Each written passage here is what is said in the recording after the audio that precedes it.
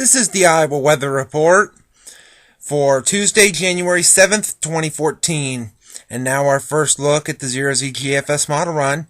This is at noon today. We have the cold vortex of air over eastern Canada, and it's finally lifting out. Flow still out of the north and west, so it's still going to be fairly cold around here. Highs will get above zero today. Maybe some teens in the southern counties of the state, where it will be mostly or partly to mostly cloudy or sunny across the state at this point. And then maybe as we head into Wednesday, we could see a disturbance that could bring some flurries, maybe a little light snow across our southern counties. Shouldn't amount to a whole lot. Highs upper single digits north to near 20 in the south.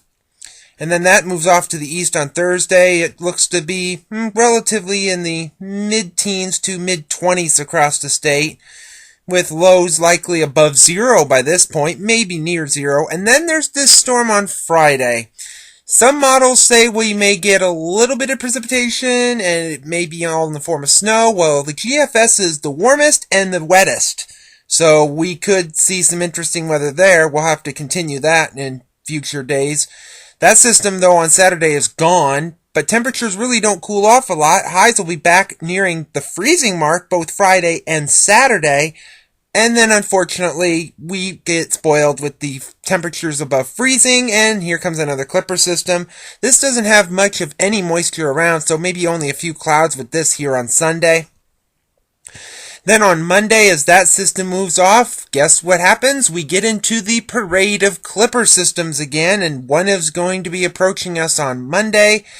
And then it looks like that's going to move in maybe by a week from today. You can see the flow coming out of the north and west, the energy coming from Manitoba and western Ontario down into the Great Lakes, and then rounding the base over the mid-Atlantic states. But with that pattern, it looks like we're going to have the parade of clippers, with the first one exiting the area with a little bit of flurry and snow activity, mainly over the Great Lakes and into the upper Midwest at this point. When we go into the extended period, oh look, cold air is back and the flow is still out of the north and west. So I'm sure everybody is so thrilled about seeing this map and pattern again, because what would this show? It would show a fairly decent snowstorm over the Great Lakes, maybe blizzard conditions, and a big high pressure coming down and temperatures below zero again. Won't you feel so great about that? But then, in a shocker at the end of the forecast on the 22nd, if the GFS happens to be correct with this, the pattern becomes more zonal to kind of out of the southwest. And with this pattern, this is very warm. With the height levels, we could see highs in the 40s maybe, with maybe some rain. We aren't sure about that yet.